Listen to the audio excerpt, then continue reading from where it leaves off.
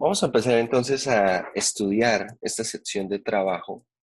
Es una de las aplicaciones que se puede estudiar de la integral definida. Y bueno, algo que podemos recordar de los cursos de física es precisamente que el trabajo se define como la fuerza aplicada a lo largo de una distancia, ¿cierto?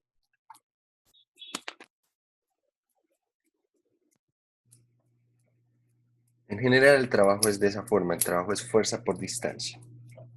Acá la pregunta surge de la siguiente manera.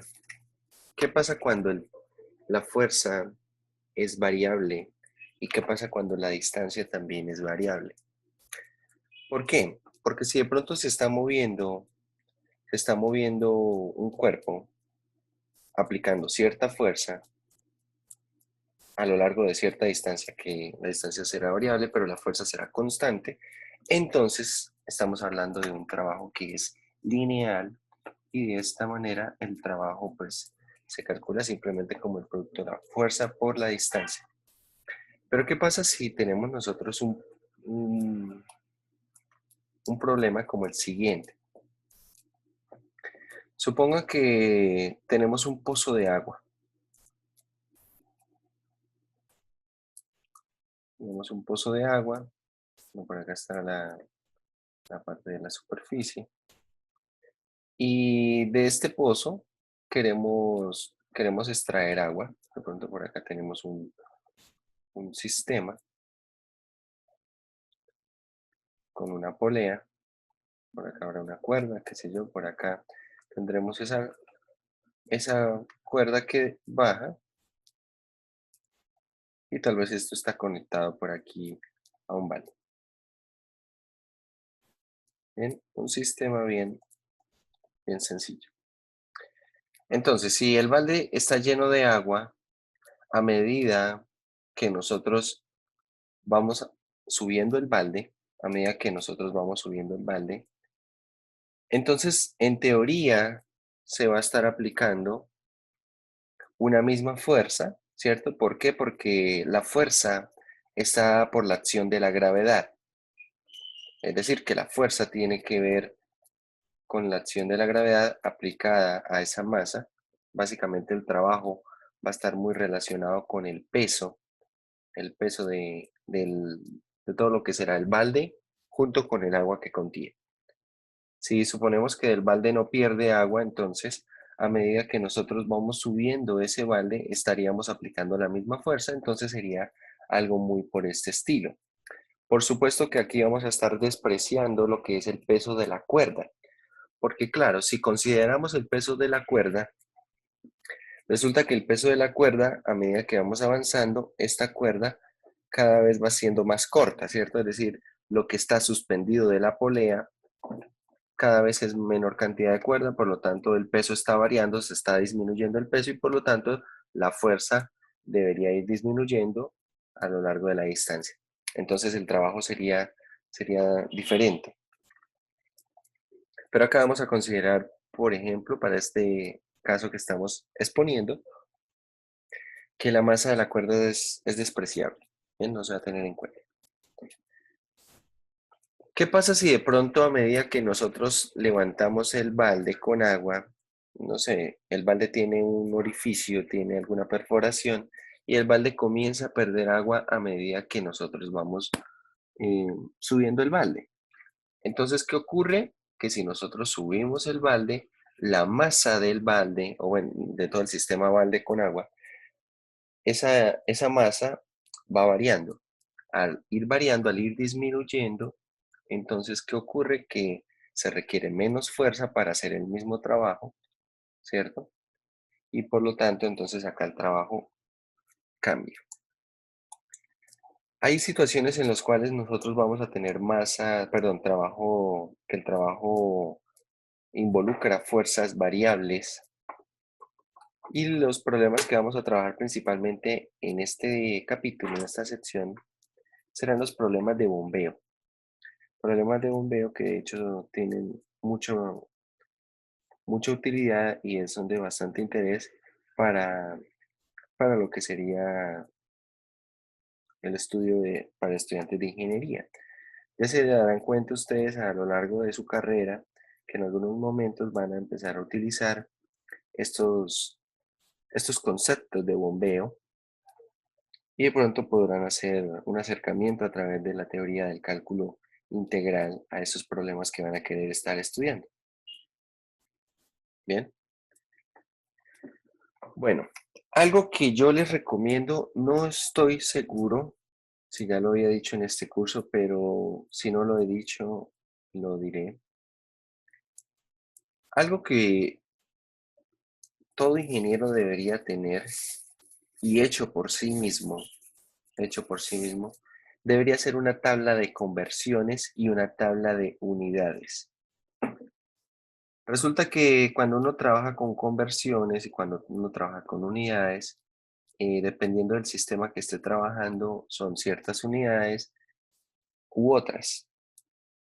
Entonces, acá tenemos un breve vistazo a lo que es una tabla de este estilo, porque solamente se trabajan con tres cosas, lo que viene siendo la fuerza, la distancia y el trabajo. Entonces, para la fuerza, en el sistema de ingeniería, en el sistema ingenieril, la fuerza se trabaja en libras, la distancia se trabaja en pies, ¿vale? Se trabaja en pies. Y el trabajo se trabaja entonces en pie libra, en pie libra. Estas son las unidades del sistema de ingeniería. Hay que tener en cuenta también acá, por ejemplo, ir agregando más cosas, ir agregando más cantidades, cantidades como qué, como el tiempo, en qué se trabaja el tiempo, en qué se trabajan las velocidades, ¿bien? En qué se trabaja la aceleración. Por ejemplo, la velocidad se trabaja en pie sobre segundo, la aceleración en pie sobre segundo al cuadrado. En el sistema de ingeniería, la aceleración, ¿cómo se trabaja? Se trabaja como 32 pies sobre segundo al cuadrado. Hay que tener en cuenta que también en algunos textos pies lo denotan así, pero en otros lo denotan como ft, ¿cierto? Entonces también hay que tener eso en cuenta cuando uno establezca las unidades. También hay que tener en esa misma tabla algo de conversiones. ¿Por qué? Suponga que en un problema de los que vamos a ver, la distancia me la dan en metros. La distancia me la dan en metros, pero tal vez por las demás unidades del problema, me va a resultar conveniente trabajar en sistema ingenieril. O de pronto el mismo problema me dice utilice las unidades del sistema ingenieril para dar sus respuestas. Pero como tengo algo dado en metros, necesito saber esto que está dado en metros, cuántos pies representa. Es decir, hacer una conversión de este estilo. ¿Cuántos newtons es una libra, por ejemplo? ¿Cuántas dinas es un newton? Todo esto deberían ustedes tenerlo. Es decir, deberían tener una hojita. Yo pensaría tal vez una hoja tamaño carta si escribe pequeño o moderadamente pequeño, tamaño oficio si escribe grande, donde en una de las páginas tengamos acá las unidades, todo el sistema de unidades, y en el reverso tengan todo lo correspondiente a las conversiones, ¿bien? Como pasar de libra a pie, de pie a libra y viceversa, de newton a libra, de newton a dina, todo esto. Y acá a esto le van a ir agregando más y más cosas, le van a ir agregando más y más cosas, como les digo, por ejemplo, cosas como el tiempo, como velocidades, como aceleraciones, y en la medida que van avanzando van mirando que van mirando qué tipo de unidades siguen utilizando. De hecho, si ustedes cuando vean los cursos de física, ahí es donde empiezan a utilizar más y más unidades. Entonces, bueno, por ejemplo, acá tenemos algunas conversiones en esta misma página, ¿cierto? Un newton es 10 a la 5 dinas, o 0.2247 libras, ¿vale? Un pie libra, que es esta unidad de trabajo, representa 1.356 joules, que es en newton metro, o 1.356 por 10 a la 7 ergios, que es en el sistema CGS. Cosas como estas ustedes deberían tenerlas. Deberían tenerlas y algo que yo les recomiendo es hacer eso, muchachos. A medida que usted va avanzando en la carrera, cada vez le va a ir agregando más unidades dependiendo de lo que va viendo en sus cursos. Y si usted va haciendo eso, no se va teniendo esa hojita de pronto por allí en, en un plástico de esos que se utilizan para los folios, por ejemplo. La va guardando allí o en una carpeta, la va guardando allí, la va ampliando, ¿verdad? Y bueno, llegará un momento donde está la tabla bastante completa. Si le ha encontrado mucho uso, la puede laminar, qué sé yo. Realmente va a ser importante y cuando ustedes lleguen al curso de ecuaciones diferenciales, allá se trabajan con diversas unidades. Se trabaja mucho en el sistema de ingeniería y en el sistema internacional. Este SI es sistema internacional. Y el CGS, pues es de centímetros, gramos, segundos. Centímetros, gramos, segundos. Ah, bueno, por ejemplo, también la masa. ¿Cómo se trabaja la masa? ¿En qué se trabaja acá? Acá se trabajará en kilogramos, acá se trabajará en gramos. Y ahí le van agregando más cosas. Por ejemplo, lo que es el peso. Bueno, resulta que el peso tiene que ver con la misma fuerza. Entonces el peso está relacionado con la misma fuerza, pero depende de la gravedad, ¿verdad? El peso que es masa por gravedad. Entonces, claro, si yo puedo hacer una conversión. Si tengo cierta cantidad de peso, el peso que va a estar medido, por ejemplo, en el sistema internacional en newtons, ese peso que está medido en newtons, que también normalmente se representa con la letra W, ¿qué es? Esto es masa por la gravedad. La masa, ¿en qué va a estar dado? La masa va a estar dado en kilogramos. ¿Y la gravedad, en qué va a estar dado?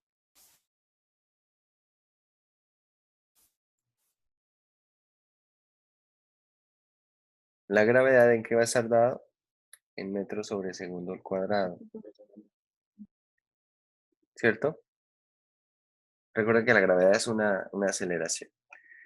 Entonces, el peso que va a estar dado en newtons, acá esto tiene una relación, ¿cierto? Porque aquí acá la masa pues se da en cierta forma, la gravedad pues acá es 9.8 metros sobre segundo cuadrado, ¿cierto? Esto tendrá que medirse la masa en kilogramos, pero claro, si yo lo quiero pasar al sistema de ingeniería, entonces tengo que hacer la conversión de ¿qué? De los metros a pies, ¿cierto? Tengo que hacer la conversión de metros a pies. Y ahí al hacer esa conversión es que este 9.8 metros sobre segundo cuadrado se convierte en un 32 pies sobre segundo cuadrado. La parte de los kilogramos habrá que pasarla a esta parte de... Les pregunto, a ver si lo saben. ¿Saben en cuáles son las unidades de masa en el sistema de ingeniería?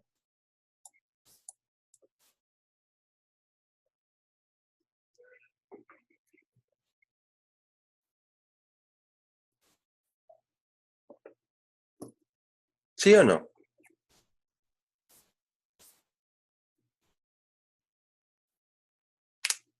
No, señor. La unidad de masa en el sistema de ingeniería se llama SLUC. Voy a buscarla acá en el texto. Aquí está.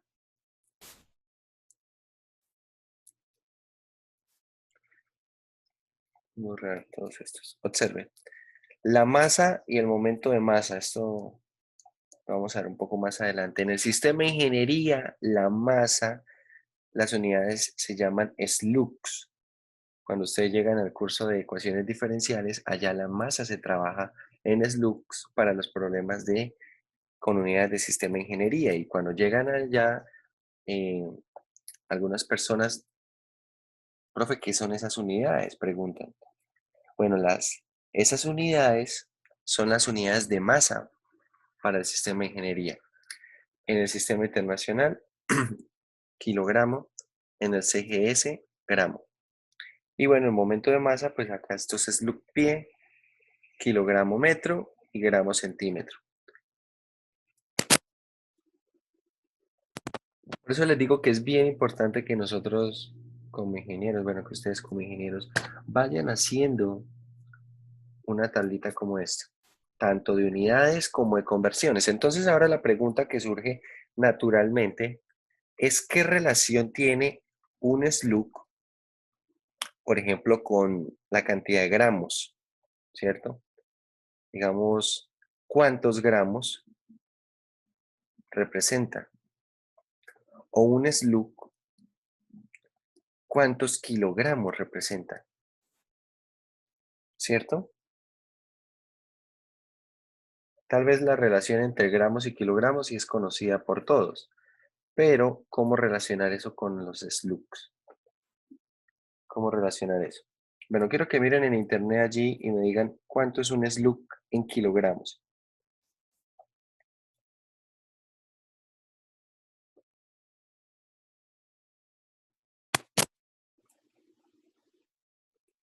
14.594. ¿Cuánto, perdón? 14.594. Entonces, un slug, pero es un slug es igual a 14.5 kilogramos. Sí, señor. Vale. ¿Y en gramos cuánto será?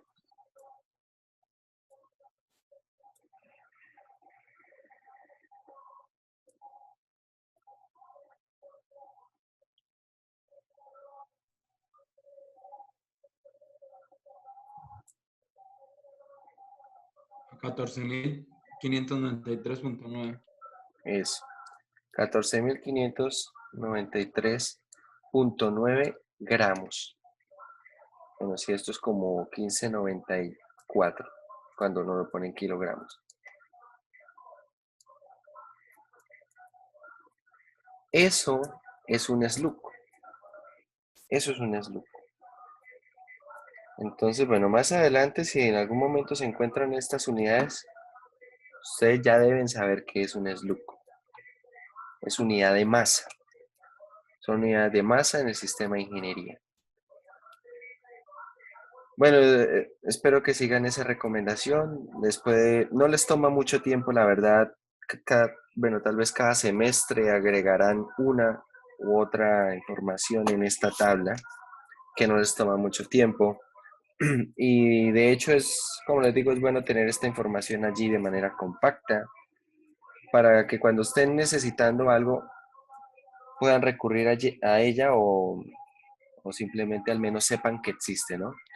Tal vez después de hoy, si no sepan de memoria cuánto es un slug en kilogramos, si escuchan la palabra slug, dice, ah, eso es unidad de masa. Eso es unidad de masa en sistema de ingeniería. Bien, y sabe qué es lo que debe buscar, ¿no? Tal vez la conversión, la busca en internet y dice, ah, bueno, listo, ya me acordé. Así pasan con otras unidades. Hay otras unidades que también cuando uno recién las conoce, recién las lee, dice, yo no sé qué es esto. No sé qué es esto, qué es lo que mide, no sé qué es. Pero una vez busca esa definición, busca de qué se trata, entonces tiene una forma de relacionarlo con cosas que ya conoce. Entonces, bueno, esa es la recomendación que les hago. Por ahí irán apareciendo más unidades.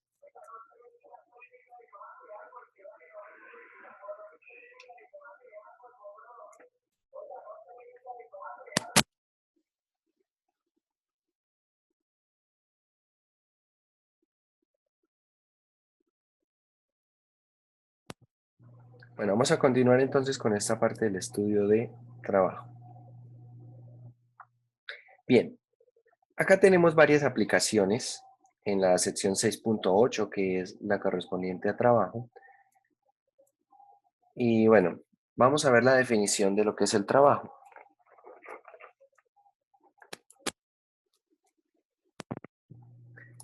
Vale, tenemos lo siguiente.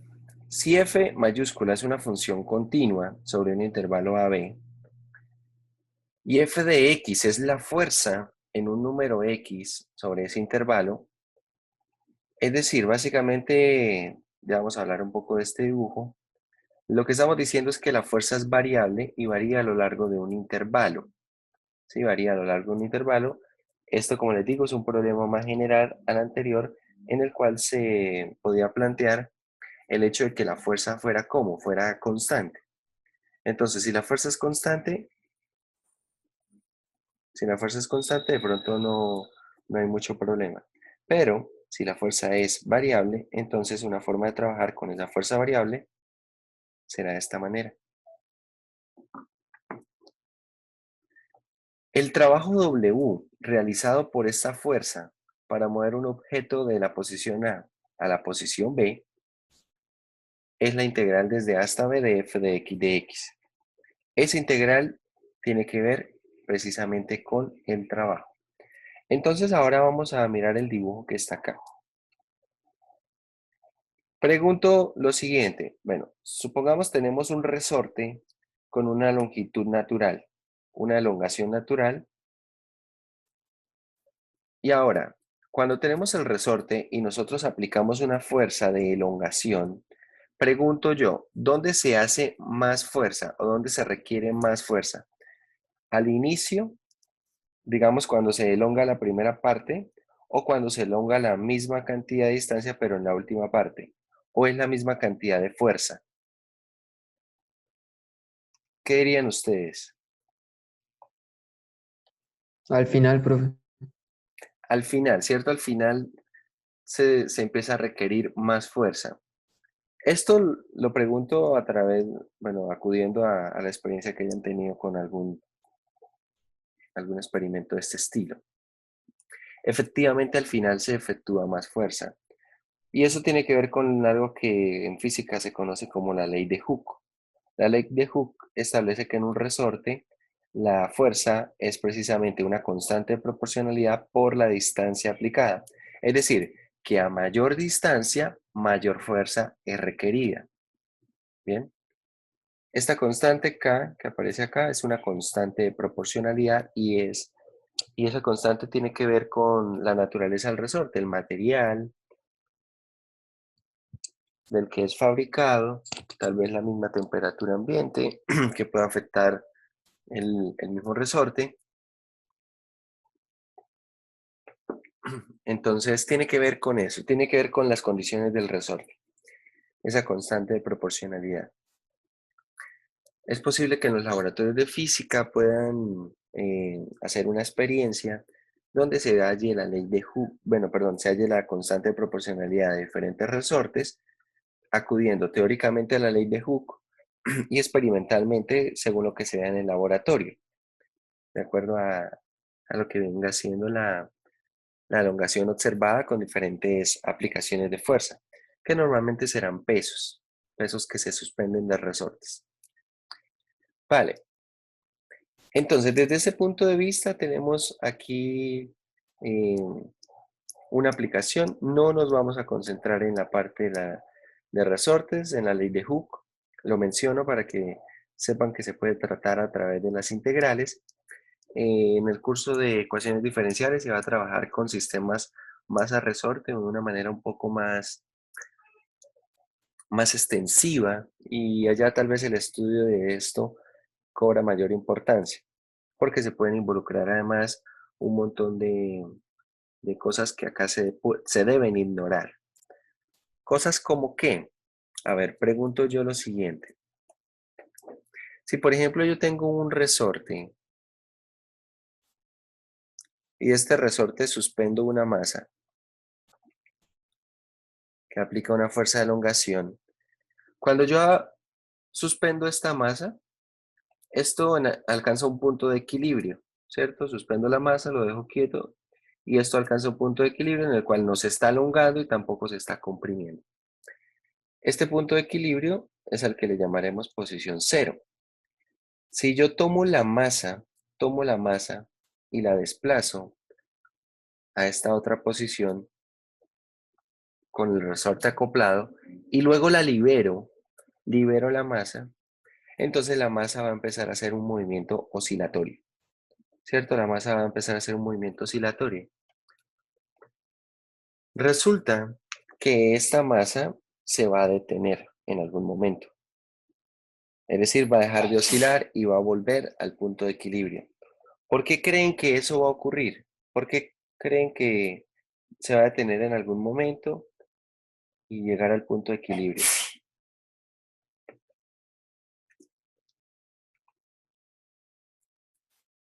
¿O de pronto no creen que sea así?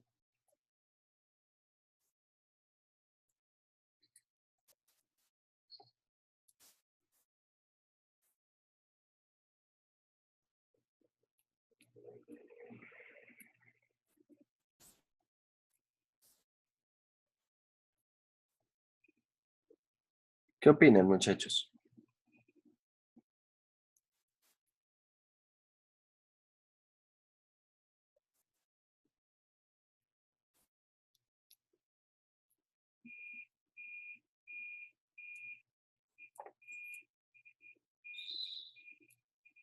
Pues vuelve a su forma normal por la característica del resorte, ¿no?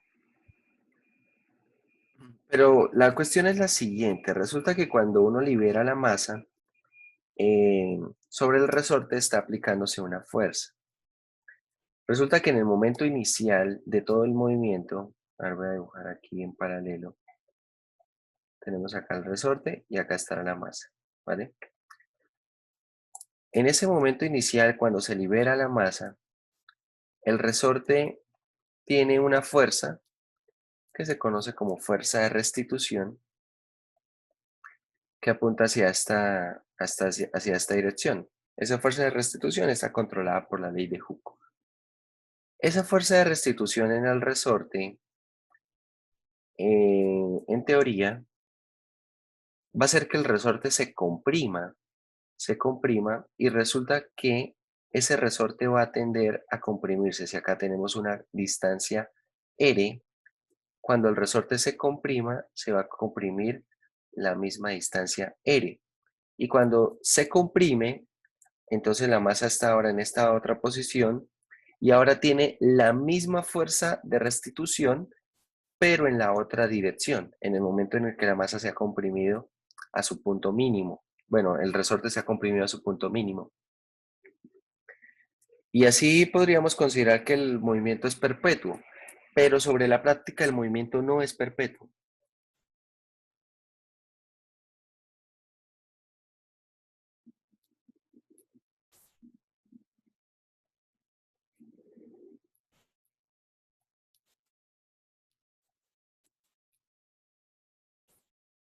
¿Por qué sobre la práctica el movimiento no es perpetuo? Porque ya en la práctica ya hay muchos factores más, profe. Ya digamos tenemos el efecto de la gravedad, ¿sí? Tenemos una fuerza ahí también que también va a ayudar a que el resorte vuelva a su posición normal. Perfecto. Entonces hay algunos factores adicionales. Uno es el efecto de la gravedad, ¿verdad? ¿Qué ocurre con el efecto de la gravedad? Que cuando el resorte va en dirección ascendente, aunque tenga una fuerza de restitución que es ascendente, sigue actuando aquí la gravedad, ¿cierto? Que, bueno, realmente actúa la fuerza del peso, que es la masa por la gravedad. Y cuando se está, bueno, cuando se está elongando, cuando se está, perdón, comprimiendo, entonces, bueno, ahora la fuerza de la gravedad está apuntando en la misma dirección, ¿cierto? Acá también tenemos aplicada la fuerza de la gravedad. De alguna manera, haciendo un equilibrio de fuerzas, podríamos pensar que sigue teniendo la misma fuerza con la que, perdón, no tiene la misma fuerza con la que subió, porque al subir hay una fuerza que está contrarrestando la fuerza de restitución, ¿cierto? Entonces, cuando llega arriba, esta fuerza no es la misma fuerza F con la que subió, con la que empezó el ascenso, ¿cierto? Esta fuerza con la que comienza a bajar ya es una fuerza, llamémosla F1, ¿cierto? Porque cuando se comprime el resorte, se comprime con cierta fuerza, pero esa fuerza tiene que ver con un equilibrio de fuerzas entre esta fuerza de restitución F mayúscula y la gravedad. Acá tenemos esta F1, tenemos el efecto de la gravedad en descenso, nuevamente disminuye, ahora con una fuerza F2, disminuye la posición, baja, elonga el resorte, luego vuelve a subir ya con una fuerza F3 y así sucesivamente. Eso va haciendo que el resorte al principio tenga una posición por acá y luego haga algo de este estilo y luego empiece a hacer así y empiece a detenerse. Esto depende muchísimo de lo que es la dureza del resorte, es decir, depende de esa constante de restitución, de esa constante de proporcionalidad, depende de eso. Hay otro factor que se debería poder considerar o se debería considerar y es el factor que está relacionado con las fuerzas de rozamiento. Bien. Si ustedes observan, por ejemplo, si yo pongo una masa y esa masa ya sea una esfera o sea un cubo, digamos un ladrillo, ¿qué dirían ustedes que desciende con mayor libertad? ¿Un ladrillo o una esfera? Es decir, por ejemplo, si tomamos un ladrillo y una esfera. Bueno, vamos a poner, en términos del ladrillo, no sé, pongamos una cajita pequeña, pero que esa caja pequeña tenga la misma masa que una esfera. No sé, tomamos una caja pequeña y tal vez tomamos, qué sé yo, una pelota, que tengan exactamente la misma masa. Y las arrojamos desde cierta altura. Supongamos que no hay viento lateral, no hay viento lateral que mueva los objetos. Los soltamos. ¿Cuál debería llegar primero al suelo? ¿Tienen la misma masa?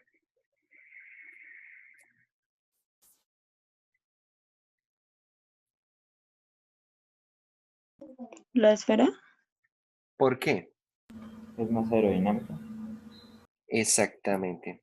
La esfera es más aerodinámica. De hecho, la esfera hace menos resistencia, hace menos por la misma superficie de la esfera, ¿cierto?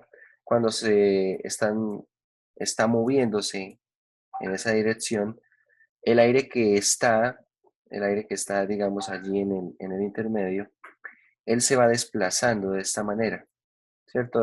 La esfera lo que va haciendo es esto, va desplazando el aire de una manera muy uniforme hacia los costados. Entonces, la desplaza ese aire y lo desplaza de una manera, de una mejor forma que lo que puede hacer una superficie de este estilo, ¿cierto? Porque cuando está cayendo un objeto de este estilo, resulta que se va a ir quedando atrapado una cantidad de aire, ¿cierto? Que a medida que vamos haciendo que se va haciendo el movimiento, entonces, ¿qué ocurre? Que este aire que va quedando aquí atrapado no permite que esto sea de esta forma, sino casi que se distribuya de manera un poco más lateral, ¿no? Y no se distribuye el aire o no se disipa el aire de una forma tan apropiada. Entonces, efectivamente va a llegar primero la esfera, aunque tengan el mismo peso.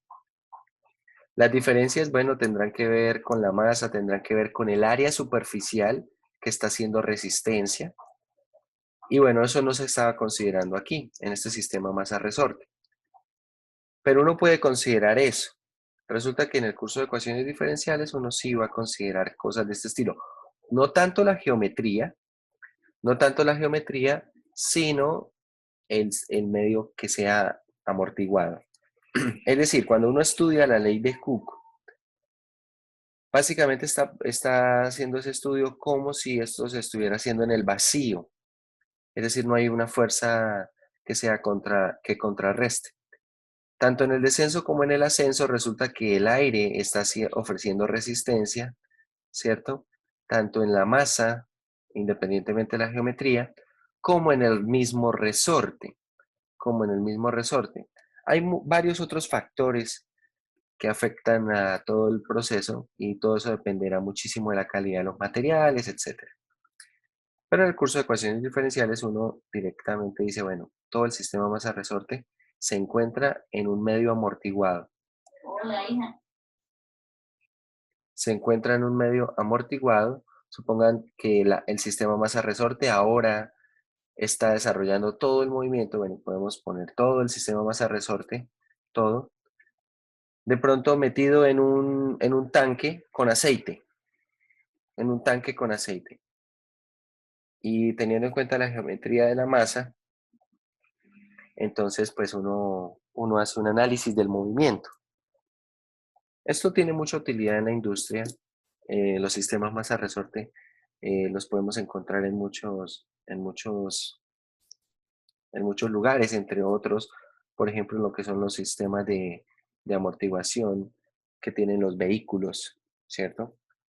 Ese sistema que tiene, por ejemplo, las motocicletas, ya sea de monochoc o ya sea de una motocicleta de dos resortes. Si ustedes ven una motocicleta, la motocicleta tiene, bueno, una motocicleta más o menos moderna de los años 2000 para arriba, tienen un sistema que funciona de la siguiente manera. Vamos a hablar de un monochoc. Entonces el monochoc, ¿qué tiene? Tiene acá, ustedes pueden ver de pronto en una moto que tiene en la parte de abajo, los que son monochoc, las que tienen un solo resorte, ahí cerca de la rueda trasera, tienen un resorte, ¿cierto? Tienen un resorte allí. Pero si ustedes se fijan, ese resorte no es todo lo que trabaja. Ese resorte no es todo lo que trabaja. Este resorte puede ir sobre una guía, depende de la moto, puede ir sobre una guía que es un tubo, normalmente es un tubo, y bueno, este tubo va acá en la parte interna y resulta que este tubo a la misma vez funciona como, bueno, es el tanque de un pistón. Puede ser, con lo que le digo, puede variar dependiendo de la moto. Y entonces, ¿qué ocurre? Que acá esto va a tener un pistón, ¿sí? Va a tener un pistón, y este pistón entonces está ingresando, ingresa aquí un embolo en lo que será una cámara para el pistón. En algunas motocicletas, lo que viene siendo esto donde está sujeto, donde está, o bueno, donde está enroscado, por decirlo así, el resorte, en algunas motocicletas, puede ser la misma cámara del pistón. Hay otras motocicletas donde simplemente el resorte está libre, y entonces es un sistema más parecido a este. A ver, ¿ves?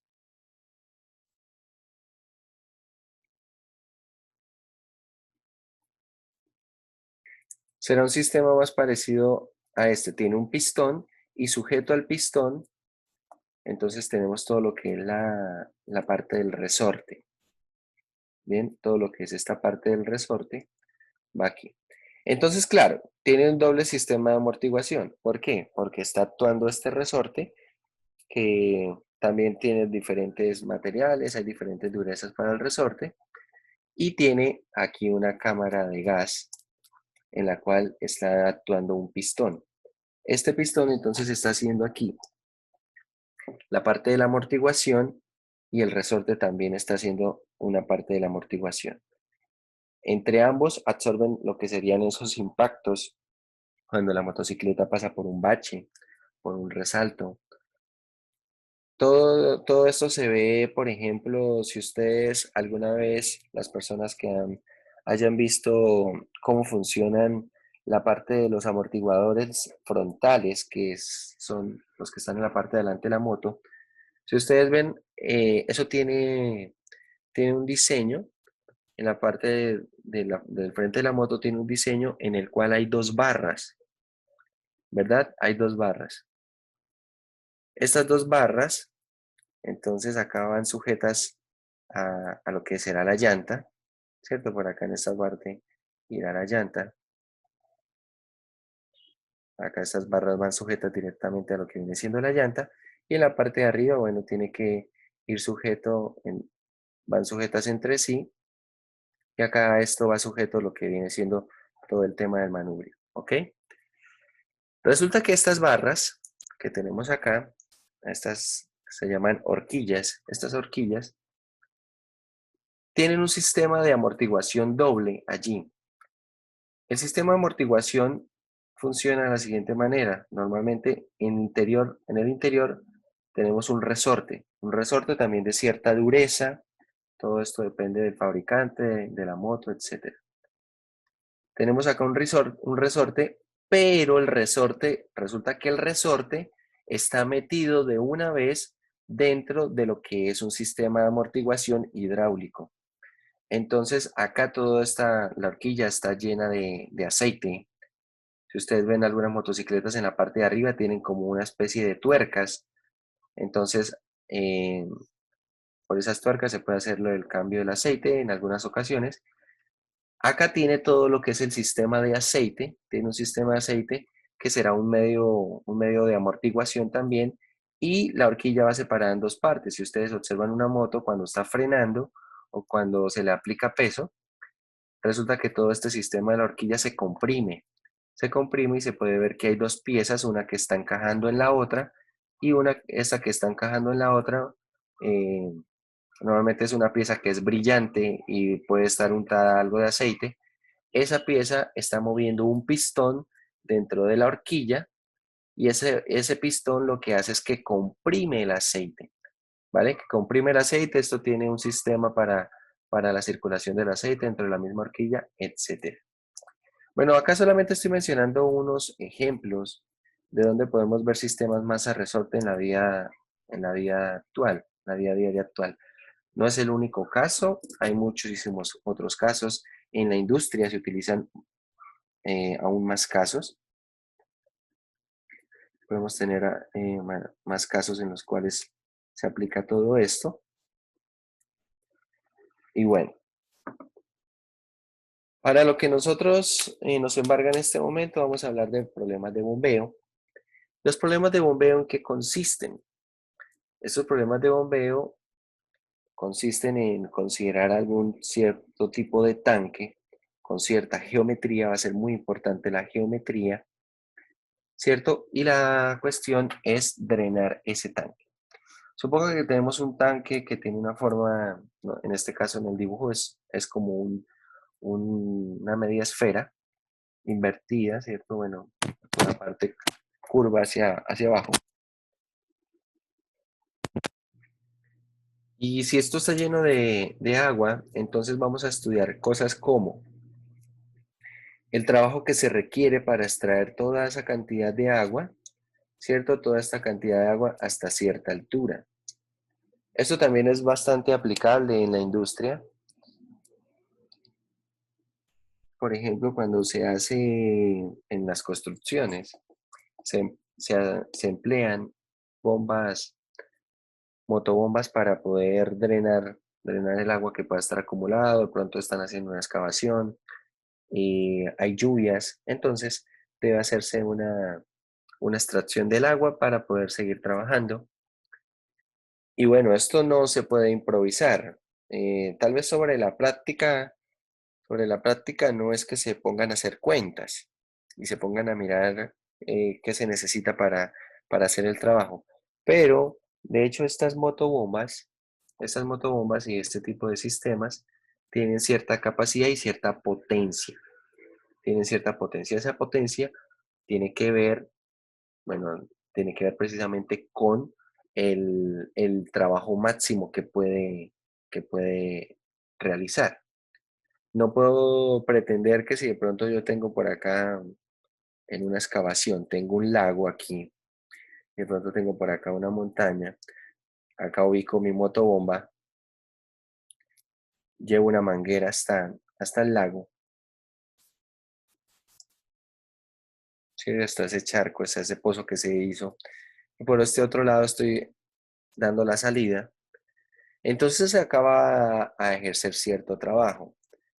Pero si de pronto tengo este mismo problema y tengo por acá de pronto otra parte que va a ser mucho más alta, y bueno, tal vez yo quiero ya no sacar el agua por ese lado, sino sacar el agua por este otro lado, ¿cierto? Pongo aquí mi motobomba, por acá quiero poner la salida y ahora llevo la manguera, la motobomba, suponiendo que alcanza hasta el pozo, hasta ese lago, hasta ese charco. Entonces no es la misma cantidad de trabajo ni de esfuerzo que va a hacer la motobomba, ¿cierto? El trabajo requerido va a ser mucho mayor, va a ser mucho mayor para una posición más alta que para esta posición más baja. Bien, entonces claro, si de pronto ya sobre la práctica, eh, las personas que están trabajando, los obreros, ellos ya con la experiencia saben más o menos dependiendo de la motobomba y si la han manipulado, si ella puede hacer ese trabajo o no, ¿verdad? Ya de pronto si está allí el ingeniero de la obra dirá, muéstreme la potencia de esa motobomba, cuántos litros procesa por minuto, y de pronto él hace algunas cuentas con términos de la distancia y dice, no, la motobomba no puede hacer ese trabajo. Toca que la pongamos en otro lugar y luego tal vez acá hay que ir escalando o hay que evacuarla por otro lado o conseguir otra motobomba o acoplar dos motobombas, qué sé yo. Bien. En la industria del petróleo se utiliza mucho. Precisamente el petróleo es extraído, es bombeado, ¿cierto? Desde, desde lo que es los pozos subterráneos. Allí se bombea agua o simplemente dependiendo de cómo esté el yacimiento, se hace una extracción del crudo. Y si ustedes han visto imágenes, videos de cómo se hace eso, de hecho hay una perforación, en todo el proceso hay una perforación bastante profunda. No sé si alguna vez habrán visto un video de eso, en los cuales, por ejemplo, empiezan a meter tubos y a meter tubos y a meter tubos para ir haciendo un alargue a lo que vendría siendo el cabezal que está haciendo la perforación. Y cuando se está haciendo la extracción del crudo, esa extracción del crudo también tienen un acople de tubos bastante largo que se va a ir introduciendo. Y bueno, de hecho una vez vi un video así y hacía referencia a los trabajadores más rápidos del mundo. Y era una cosa impresionante, creo que eran orientales. Era una cosa impresionante porque, digamos, iba bajando el tubo, ellos estaban en esta altura, había una grúa que traía otro tubo, entonces ellos de las cuerdas que traía este tubo, saltaban, agarraban el tubo, lo enlazaban acá de una vez, cerraban unos seguros, bajaban, seguían bajando el tubo y así seguían enlazando y enlazando tubos con una rapidez bastante impresionante. Entonces ahí eso no se hace, la extracción del crudo, del petróleo, eso no se hace a ensayo y error, no. No es como, bueno, vamos a poner aquí a funcionar una, una bomba de extracción y veamos a ver qué pasa, veamos a ver si puede o veamos, y si no puede, entonces, no sé, metemos otra bomba o qué sé yo. No, nada de esto se puede dejar al azar porque dejar cosas al azar de este estilo, hacer montajes solamente de manera experimental, hacer montajes, a ver si funciona, esto conlleva a pérdida de tiempo y pérdida de dinero, por supuesto. Entonces todo esto debe de ir perfectamente medido. Y aquí es donde empieza a cobrar bastante importancia estos problemas de bombeo y estos problemas de trabajo. Y con mucha seguridad, dependiendo de la carrera que esté estudiando, ya sea, no tiene que estar estudiando ingeniería de petróleos para que esto sea de su interés. Si estás estudiando ingeniería mecánica, será de su interés bastante todo el tema de trabajo. Si estás estudiando ingeniería civil, si estás estudiando ingeniería química, bien. Bueno, acá podría mencionar más. Tal vez donde no lo veo muy claro es en eléctrica y electrónica. Es donde de pronto no veo muy clara la aplicación, pero no me sorprendería que existiera una aplicación que involucrara el trabajo. Podría ser desde la misma programación, ¿cierto? Desde la misma programación de las máquinas, todo esto donde se utilice la ingeniería eléctrica o electrónica, la calibración de las máquinas, para que esté relacionado con un problema de trabajo, un problema de bombeo, algo de este estilo. Bueno, vamos a ir entonces a los problemas. Realmente la teoría acá es muy básica y por eso va a ser importante que hagamos varios ejercicios y que estemos muy concentrados cuando hagamos estos ejercicios. Resulta que para los problemas de bombeo, el trabajo, como ya lo vimos, es fuerza por distancia y la fuerza se puede descomponer en lo siguiente. Tengan en cuenta que la fuerza, para este caso, tiene que ver con lo que será el peso, ¿cierto? Por la gravedad. Tiene que ver con el peso por la gravedad. Pero ese peso por gravedad, acá en esta parte para problemas de bombeo, se descompone en dos elementos. Se descompone en el peso por unidad de volumen y el volumen que tenga, ¿vale? Ojo que acá ya no estamos hablando de masa, ¿cierto? La fuerza normalmente sería el peso. ¿Y el peso qué es? Masa por gravedad. Masa por gravedad. Acá de una vez estamos hablando del peso. Es decir, por ejemplo, si tengo un tanque con agua y ese tanque tiene tantos litros y el agua pesa tantos, digamos, tantos slugs o tantos gramos o tantos kilogramos, bueno, esas serían unidades de masa. Esa sería la masa o en unidades de peso de una vez, si fueran en newtons, en dinas o en libras. Tengo esa unidad de peso por litro, si digamos, no sé, el agua pesa tantos newtons por litro. Y además sé cuánto es el volumen total, entonces puedo saber cuánto es la fuerza. Pero no va a ser así de simple, porque esto va a depender de la geometría. Entonces veamos. Acá vamos a hablar entonces en problemas de bombeo que lo que es el trabajo está relacionado, ojo, está relacionado con el peso específico del agua, lo vamos a llamar, bueno, el peso específico del fluido, usualmente vamos a trabajar con agua, peso específico de lo que es el fluido por la distancia, por un delta de volumen, ya vamos a ver. Entonces esto tiene que ver con el peso específico del fluido. Esto tendrá que ver con la distancia y esto tendrá que ver con el volumen. ¿Vale? Para que lo tengan allí anotado, hay dos datos que son de nuestro interés en este momento. El peso específico del agua medido en libras por pies sobre pies cúbicos es 62.4 libras sobre pie cúbico. Es decir, si estamos usando sistema de ingeniería, tenemos que usar ese peso específico del agua. Un dato más para agregar allí en la parte de unidades.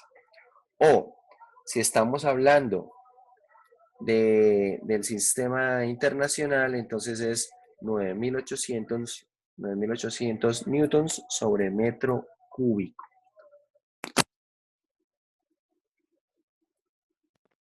Entonces, así como la gravedad depende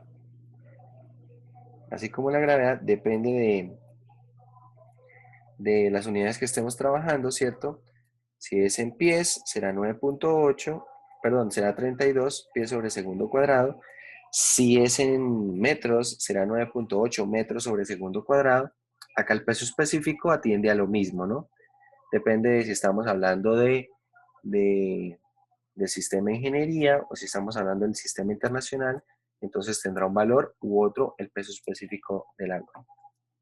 Bien, aclarado esto, entonces vamos a ver. Acá esto va directamente a lo que viene siendo los ejercicios. A ver, aquí hacen un poquito de la construcción de la integral. No quiero enrollarlos mucho con esto. Quiero que analicemos más el ejemplo. Vamos a analizar más el ejemplo.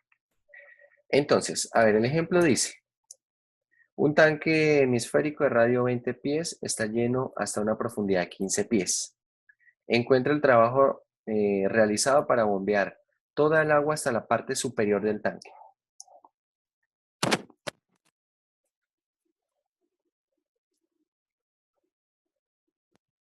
Aquí va a ser bien importante, muchachos, que nosotros podamos hacer una representación en el plano cartesiano de esto.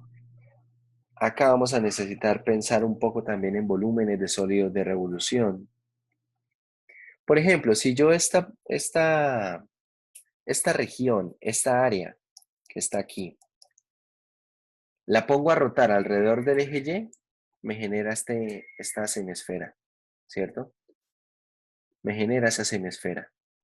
Si pongo a rotar esa región alrededor del eje Y. Entonces, lo puedo ver como un sólido de revolución. Esto es una circunferencia, dice que es de radio 20, ¿cierto? Es de radio 20, es decir que acá corta esto en 20, aquí corta esto en menos 20, acá estoy haciendo una representación en el plano cartesiano. Por lo tanto, la ecuación de esta curva es x al cuadrado más y al cuadrado, centrada en 0, ¿cierto? Ahí está. Igual a 20 al cuadrado, que es 400. Bien, entonces mucha atención. ¿Cómo se genera un delta de volumen? Un delta de volumen, teniendo en cuenta que estoy identificando que es un sólido de revolución, un delta de volumen se genera de la siguiente forma. Voy a tomar aquí una franja de prueba, que va a estar controlada acá por un punto sobre esta curva, un punto XY.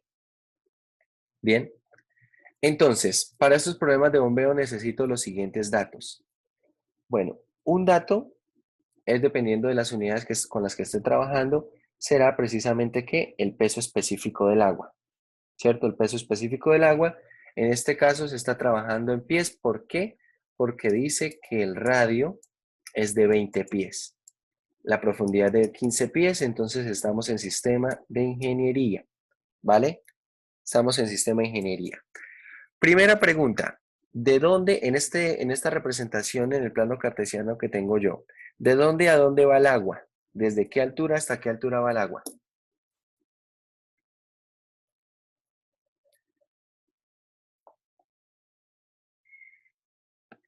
Les recuerdo que dice que tiene 15 pies de profundidad.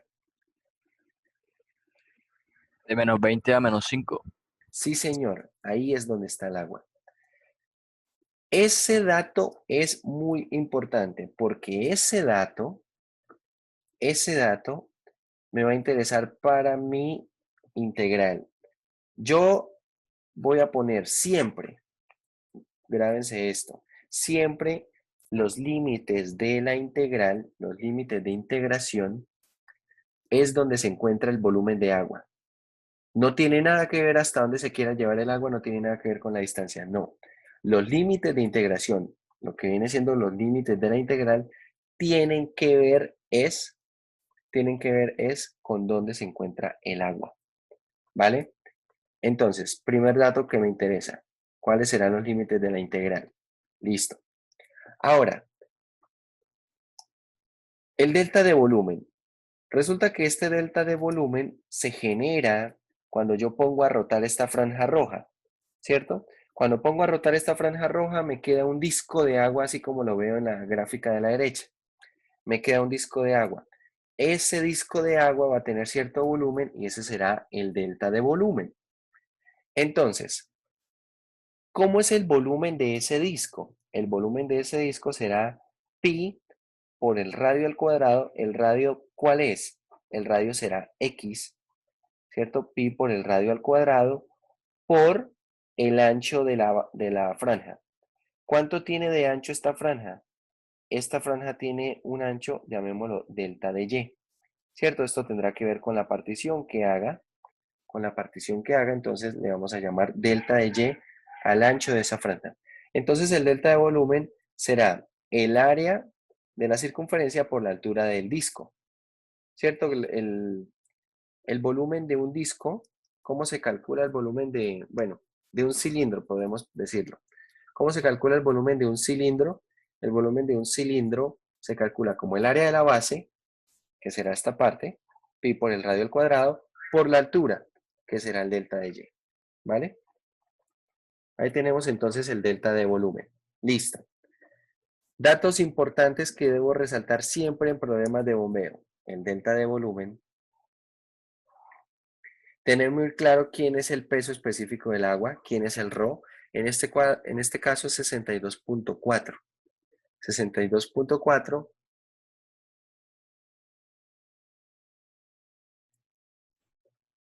Ahora lo que nos falta es el tema de la distancia. Es el otro dato que necesitamos establecer y con esto puedo plantear mi integral. Y ya está. El tema de la distancia. ¿Quién es la distancia? Entonces, mucha atención. La distancia va a ir controlada por lo siguiente. La distancia, como dice que la voy a llevar hasta la parte superior, en mi esquema, el agua la voy a llevar hasta esta altura, ¿cierto? Hasta prácticamente lo que es el eje X en mi esquema en el plano cartesiano. Es decir, que ¿cuánto es la distancia del punto a mayor distancia? Es decir, de una gota de agua que está en el fondo del tanque, ¿cuál es la distancia hasta la superficie? 20. 20. ¿Y cuál es la distancia de alguna gota de agua o de una capa de agua que está en la parte superficial del tanque? ¿Cuál es esa distancia? Bueno, que está en la parte superficial del volumen de agua. ¿Cuál es esa distancia? 5.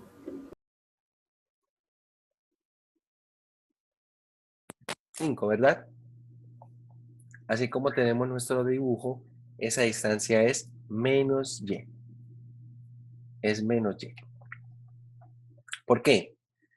Porque si ustedes observan en este punto más bajo, en este puntico acá, y vale menos 20. Entonces, menos y sería menos 20, es decir, 20. Y en este punto, un punto que esté por acá, y tiene el valor de y es menos 5. Entonces la distancia de este punto hasta la parte de arriba es 5. Y efectivamente menos y sería menos 5.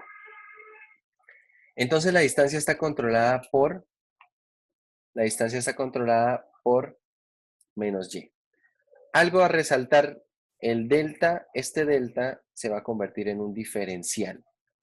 Acá estamos viendo que este se va a convertir en un diferencial de y. Por lo tanto, mi integral de trabajo queda de la siguiente manera.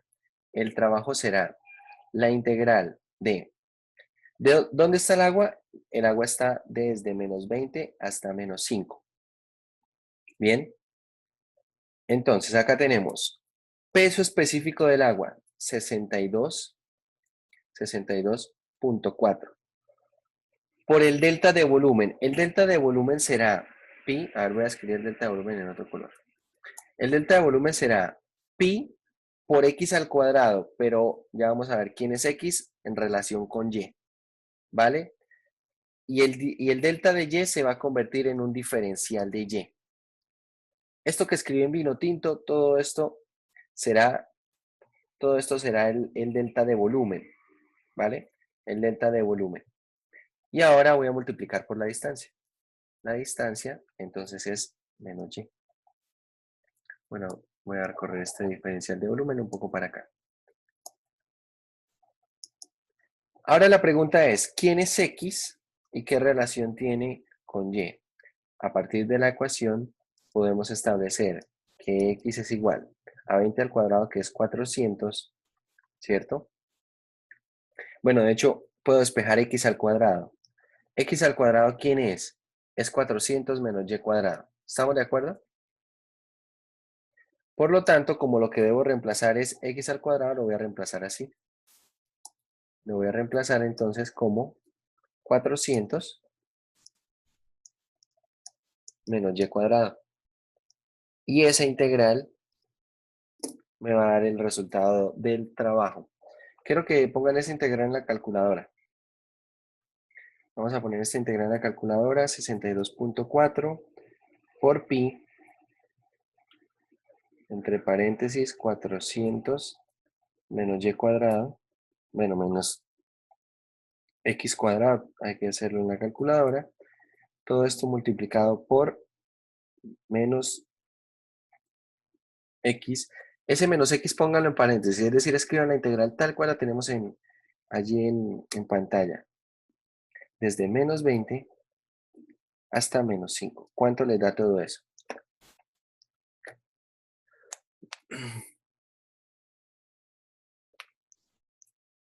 ¿Cuánto les dio todo eso?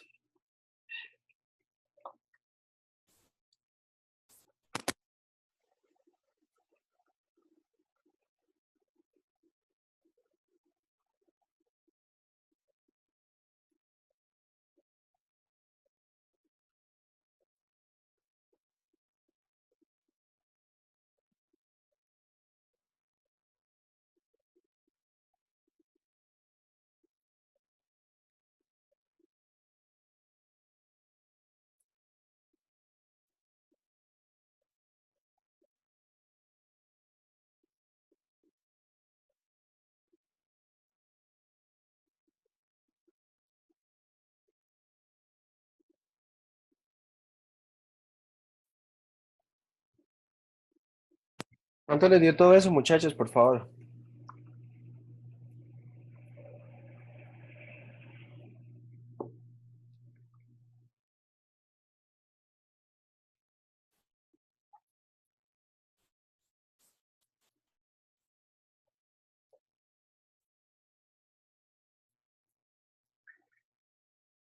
$689,1868.884. Sí, señor. A mí me dio exactamente eso.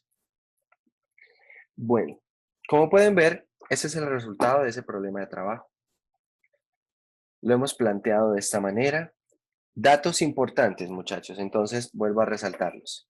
¿Qué necesito yo saber para plantear un problema de trabajo? ¿Cómo calcular? Bueno, establecer mi delta de volumen, establecer mi distancia y establecer el peso específico del fluido. El peso específico del fluido va a ser la parte más sencilla, tal vez, de todo. Tener en cuenta que los límites de integración tienen que ver, estos límites de integración tienen que ver con dónde está el agua en mi representación en el plano cartesiano, tienen que ver con eso. Y una vez tengo eso, entonces ya está. ¿Por qué? Porque el trabajo va a ser la integral de ¿qué? Del peso específico del agua. Acá está. Bueno, el peso específico del fluido. Por el delta de volumen, que es lo que está escrito en vino tinto. Solo que cuando lo pongo en la integral, este delta de Y se convierte en un diferencial de Y. Y lo multiplico por la distancia. Y ya está. Bien. Como pueden ver, bueno, voy a borrar estos dibujos. Como pueden ver, muchachos, en el texto resuelven este mismo problema, pero de una manera ligeramente diferente. De una manera ligeramente diferente, el resultado es exactamente el mismo. Cuando uno revisa lo que está en el texto, si no lee muy bien el gráfico, puede llegar a confundirse. ¿Por qué? Porque de hecho hay algo que deben notar rápidamente y es dónde está el eje Y y dónde está el eje X. ¿Bien? Es decir, como nosotros lo dibujamos regularmente, que es aquí el eje X y aquí el eje Y, ellos hicieron una rotación de ejes, ¿vale? Es decir, realmente lo que ellos están dibujando es la hemisfera acá en esta parte. Acá es donde la están dibujando, aquí es donde están tomando la franja y están haciendo la rotación ahora con respecto al eje X, ¿vale?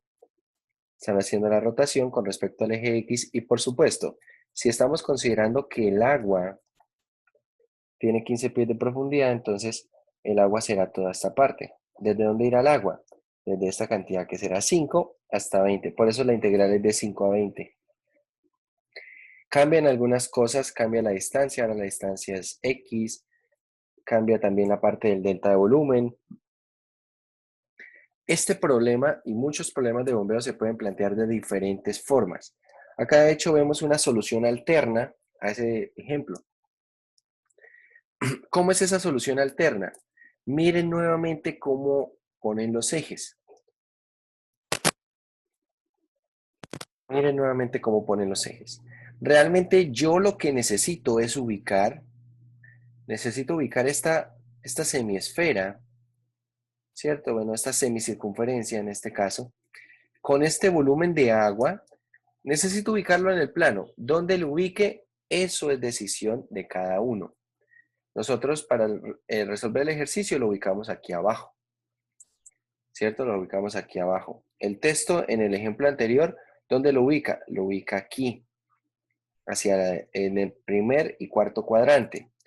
Pero ahora dice, no, ya no quiero ubicarlo acá, vamos a ver qué pasa si lo ubico en otro lado. Y si ustedes miran los ejes, acá tenemos Y, ¿cierto? Aquí tenemos X. Y a ver, espero que no tengan mucha confusión con esto. La semicircunferencia la están ubicando ahora así, en el primer y cuarto cuadrante, pero la circunferencia ya no está centrada en el origen. Miren cómo es ahora la ecuación de la circunferencia. Es x menos 20 al cuadrado más y cuadrado igual a 400. ¿Sí ven? Es diferente a como lo trabajábamos antes. Lo que quiero resaltar con este ejemplo, y por eso quería revisarlo, y bueno, acá nuevamente lo hacen, y otra vez hay que fijarnos en cómo están los ejes. Vuelven y lo trabajan de una forma ligeramente diferente, solamente que ahora hacen una variación al problema. Bueno, lo trabajan realmente como la primera forma, solamente que ahora no van a bombear el agua a la superficie, sino a 10 pies sobre la superficie. Entonces ahora lo que va a cambiar acá es la distancia, que antes ellos tenían la distancia era X, ahora es 10 más X. Pero lo que quiero mostrar con esto, muchachos, es que un problema de este estilo yo lo puedo plantear de muchas formas. Lo puedo plantear de muchas formas y la idea realmente es escoger una forma de plantearlo y trabajar con ella. Vamos a resolver un par de ejemplos. Vamos a resolver el problema 11, que dice lo siguiente. A ver, vamos a trabajar aquí en conjunto en el tablero.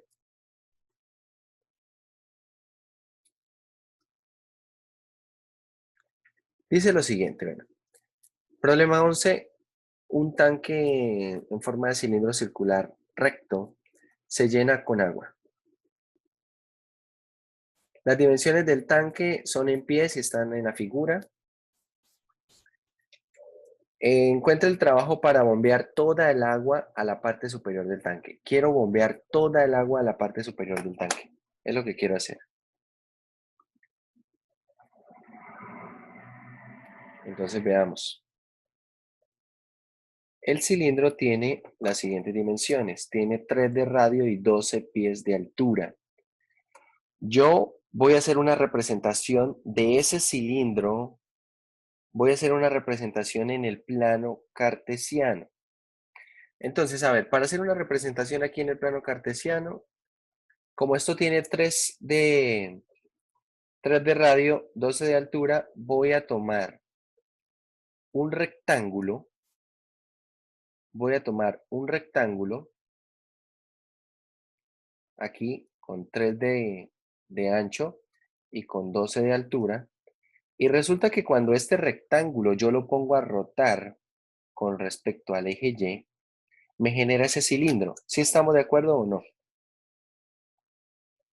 Cuando pongo a rotar este rectángulo con respecto al eje Y, me genera ese cilindro. Entonces, a partir de esto puedo resolver mi problema. Quiero bombear todo el agua hasta la parte superior del tanque. Voy a construir una franja que genere un delta de volumen. Esto acá controlado por un punto XY, ¿vale? Por un punto XY. Primer dato que me interesa, peso específico. Como todas las unidades están en pies, ¿cierto? Todas las unidades están en pies. Peso específico del agua es 62.4. ¿Vale? Ahora, necesito encontrar tanto mi delta de volumen, que será ¿quién? Delta de volumen será, como esta franja al rotar con respecto al eje Y genera un disco, el volumen de ese disco es pi por el radio al cuadrado. ¿El radio al cuadrado quién es? ¿Cuál es el radio, muchachos? Bueno, de hecho sí, señor, pero de hecho esta primera coordenada, ¿cómo es la primera coordenada de cualquier punto sobre esta recta vertical, sobre este segmento vertical? 3. Sí, señor. Entonces esto es 3,y. Todo el tiempo es 3,y. Es decir, que el radio es constante. El radio es constante todo el tiempo. Y esto por un delta de y, ¿cierto? ¿Por qué delta de y? Porque estoy haciendo una partición al eje y. La franja de prueba está haciendo una partición al eje y. Listo, ya tengo mi delta de volumen. Ahora, ¿qué me falta? La distancia. Entonces, ¿cuál es la mayor distancia que recorre esto? 12, ¿cierto? Es decir, que si y vale 0, mucha atención, la distancia debe ser 12. Y si y vale 12, la distancia debe ser 0. Entonces, si y es igual a 0, tenemos que la distancia debe ser 12. Y si y vale 12, la distancia debe ser 0. ¿Cómo ponemos la distancia? ¿Quién me dice?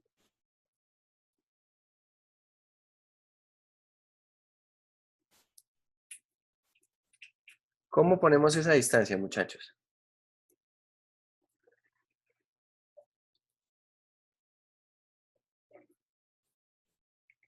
Bueno, vamos a ponerla entonces así.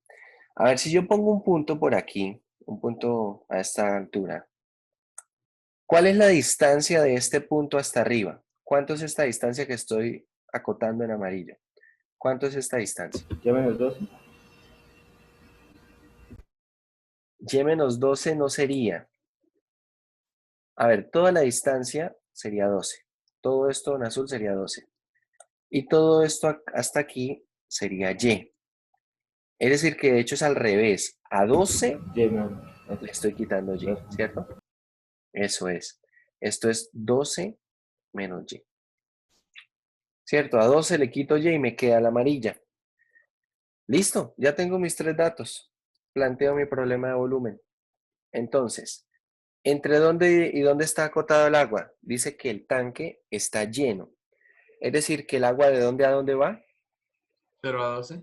Pero Sí, señor, el agua va de 0 a 12. Acá tenemos entonces el peso específico, 62,4. Por mi delta de volumen, que es ¿quién? Acá vemos, esto es 9 pi por el delta de Y, ¿cierto? Entonces tenemos 9 pi, y el delta de Y se convierte en un diferencial de Y.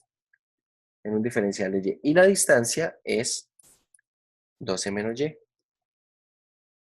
Y listo. Ya lo que queda es resolver la integral.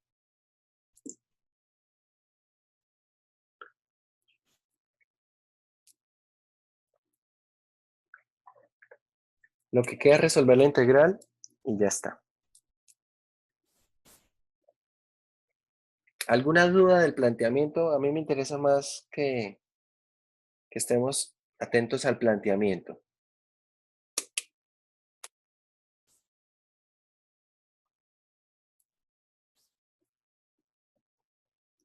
Pregunta. Voy a hacer una pregunta yo entonces. Quiero resolver el mismo problema, digamos que esto sería una parte 2. Quiero resolver este mismo problema, pero ahora quiero bombear toda el agua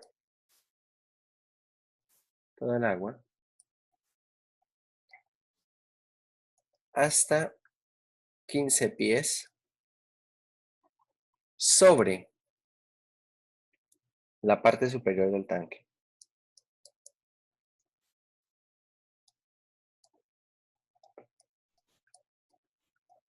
La parte superior del tanque. ¿En qué cambia? Entonces, peso específico no cambia, es 62,4. Lo que viene siendo mi delta de volumen no cambia. Mi delta de volumen no cambia. Esto sigue siendo 9 pi por delta de Y. Lo que sí va a cambiar es la distancia. ¿Por qué? De 0 a 12, Ahí va a estar la integral, de 0 sí. a 15. Pero ojo, es 15 pies por encima de la parte superior del tanque. No es hasta 15 pies de altura.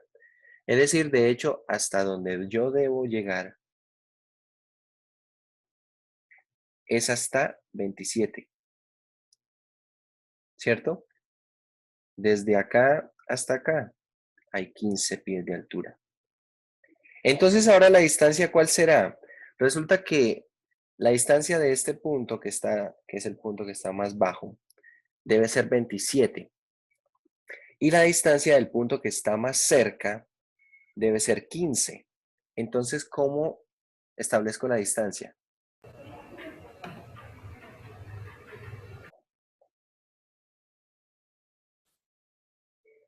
¿Cómo establezco la distancia, muchachos? 27 menos Y. Sí, señor. La distancia es 27 menos Y. 27 menos Y.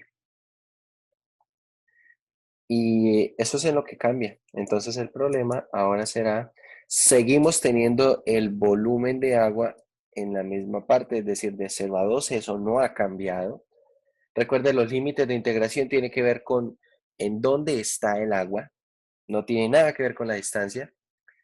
Como pueden ver, si yo cambio la distancia, entonces el peso específico no tiene que cambiar. El delta de volumen tampoco cambia, esto es 9pi. Acá esto es 27 menos y la distancia y por el diferencial de y. Y ya, calculamos esto. Hacemos esta cuenta. ¿Por qué los límites no cambian? Porque, repito, los límites de integración tienen que ver con dónde está el agua. Es decir, si yo este tanque lo tengo lleno y tengo que desocupar toda el agua por la parte superior del tanque, o tengo que llevarla 15 pies arriba del tanque, el volumen de agua no ha cambiado, ¿sí? O sea, el tanque sigue estando lleno con la misma cantidad de agua. Que ahora quiera mover la otra distancia es algo diferente, pero tengan en cuenta que los límites de integración tienen que ver con dónde está el agua. ¿Dónde está el agua? Si acá, por ejemplo, dijera que este tanque tiene estas dimensiones, pero que está lleno hasta la mitad, si dice está lleno hasta la mitad, entonces, aunque el tanque esté lleno, ahora los límites de integración van a ir de 0 a 6. ¿Dónde está el agua? Y todo lo demás quedaría igual. ¿Bien? Es decir, si tenemos agua de 0 a 6 y hay que llevarlo a la parte superior, digamos hasta aquí está el agua, y hay que desocuparla por la parte superior del tanque. Entonces acá lo único que cambia esta integral es que en lugar de ir de 0 a 12, va a ir de 0 a 6. Ese es lo único que cambia. Y acá en esta otra integral, si la misma cantidad de agua, es decir, la mitad del tanque, hay que llevarlo hasta una altura de 15 pies, entonces ahora en lo único que cambia es que en lugar de ir de 0 a 12 va a ir de 0 a 6 y todo el resto de la integral permanece igual. ¿Vale? Repito, los límites de integración indican en dónde está el agua, de dónde a dónde va el agua en mi sistema de representación, acá en el sistema cartesiano. Cuando ustedes hagan un problema de volumen, y eso lo voy a tener muy en cuenta cuando sea el examen, algo que debe ser muy importante es el dibujo. ¿Por qué?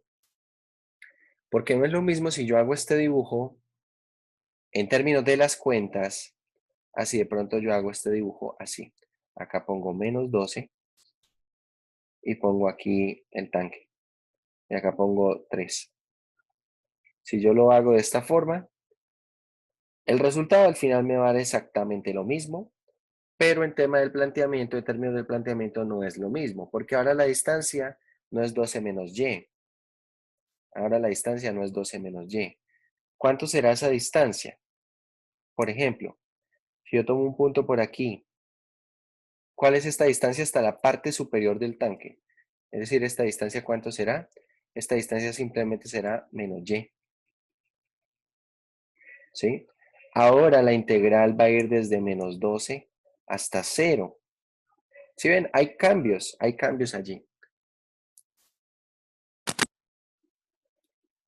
Entonces, si usted de pronto en el examen no me hace el dibujo y dice, bueno, el delta de volumen es esto, la distancia es esto, yo ahí de una vez le voy a poner unos interrogantes. Y la pregunta que me hago yo es, ¿cómo sabe? ¿De dónde saca esta información? Porque para obtener esta información uno necesita tener un sistema o necesita tener una referencia, un dibujo de referencia, en este caso en el plano cartesiano. Si no tengo ese dibujo de referencia, la información que esté dando es ambigua. Esa información será ambigua, no, no se puede decir si está correcta o está incorrecta. ¿Por qué? Porque si esta misma información yo la someto a este dibujo, no tiene nada que ver lo que está en este dibujo de la izquierda con esta otra información, ¿verdad? Entonces la información debe ir enlazada con la representación gráfica que yo le dé al problema. Eso es lo primero que siempre debemos hacer una representación en el plano cartesiano del problema para posteriormente poder obtener la información que necesito. ¿Ok? A ver, vamos a ver otro problema. Alcanzamos a hacer otro problema. En la próxima clase continuamos un poco con esto. A ver, aquí vamos a tomar el tanque. Vamos a tomar la forma del tanque. Entonces, el tanque tiene las siguientes dimensiones. Es una canaleta. El tanque es en forma de canaleta.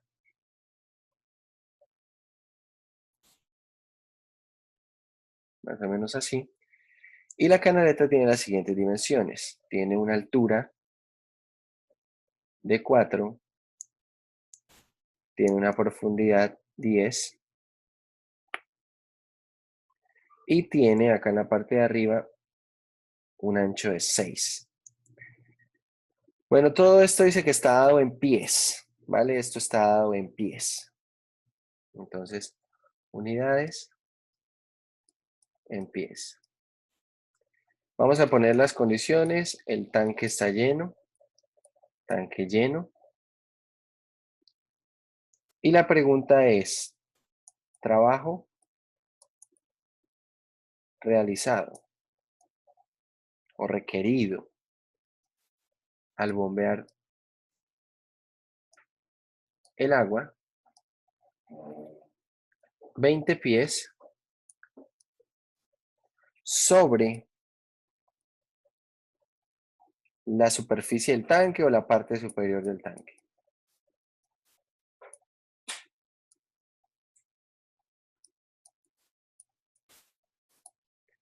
Mucha atención, ¿cómo se hace una representación en el plano cartesiano para esto? Resulta que en el plano cartesiano, si nosotros hacemos una representación, esto no es un sólido de revolución. Espero que estén de acuerdo conmigo. Esto no es un sólido de revolución. Entonces acá lo que voy a construir es el triángulo que está acá. Es decir, vamos a construir este triángulo que tenemos aquí, más o menos. Y bueno, este triángulo, ¿cuánto tiene de ancho? El ancho es 6, es decir, que acá esto va hasta 3 y aquí esto va menos 3. El alto es de 4. Este alto es de 4.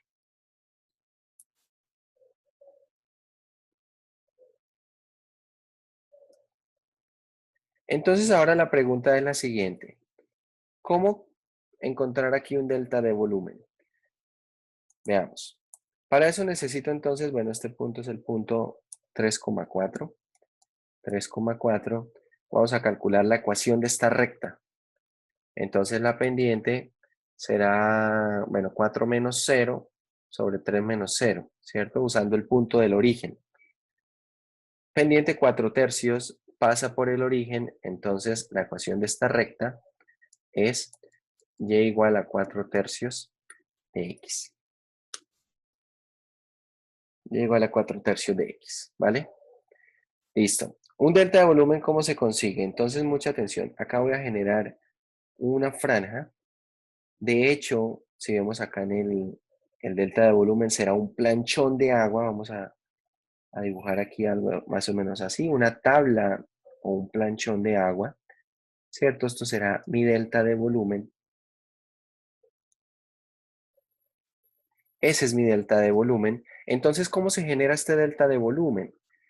A ver, si ponemos acá un punto XY, el delta de volumen será 2 veces X, ¿cierto? Que va a ser el ancho de esa tabla, de esa franja, por la profundidad. La profundidad es constante, es 10. La profundidad es constante, no es variable, es 10. por la altura, que será un delta de Y. Por la altura, que es un delta de Y. Esa es nuestro delta de volumen. Peso específico, nuevamente 62.4, todo se está trabajando en pies aquí. Y finalmente hablamos de la distancia. ¿La distancia quién es? Entonces esto quiere llevarse hasta 20 pies por encima. 20 pies por encima, entonces por acá hasta una altura 24. Entonces, ¿cómo se calcula esa distancia? ¿Cuánto da esa distancia?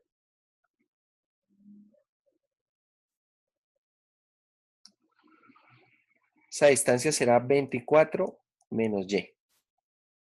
¿Bien? Y listo.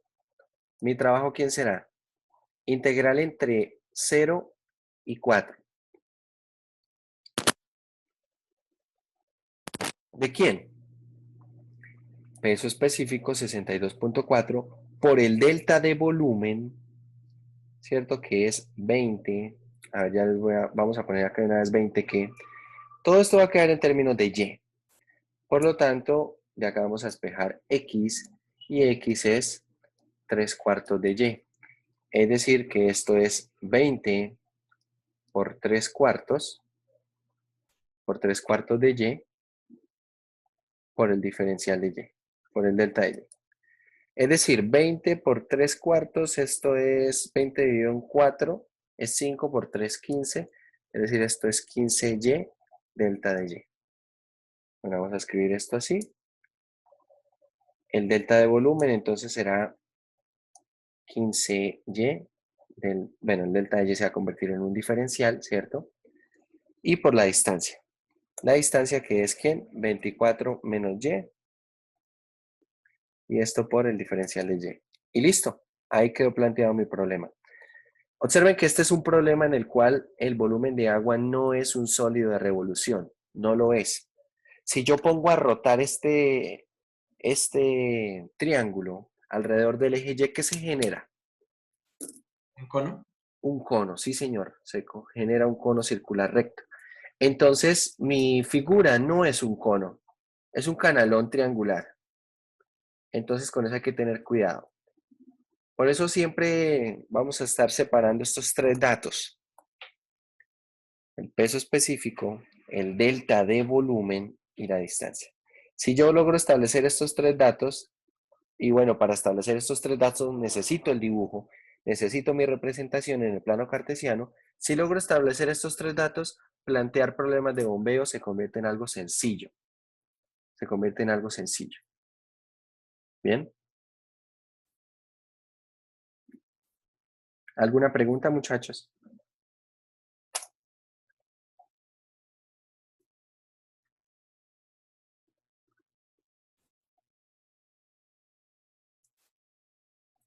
Bueno, la próxima clase, por favor, me recuerdan y comenzamos haciendo algunos problemas de bombeo. Vamos a mirar algunos de los exámenes de semestres anteriores.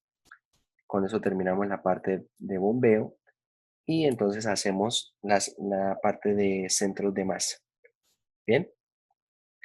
Bueno, muchachos, eso sería todo por hoy.